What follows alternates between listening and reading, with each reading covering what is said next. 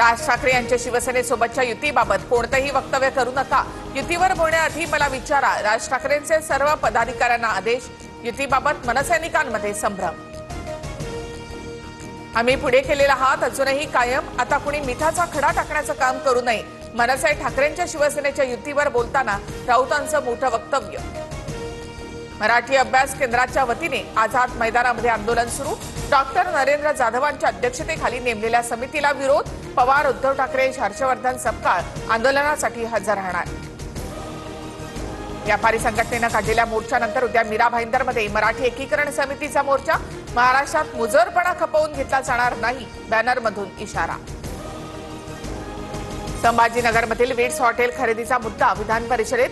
विरोधकांचे आरोप बिनबुडाचे। शिरसाट यांचं उत्तर, तर प्रकरणाची उच्चस्तरीय चौकशी होईल, मुख्यमंत्री फडणवीसांची ग्वाही।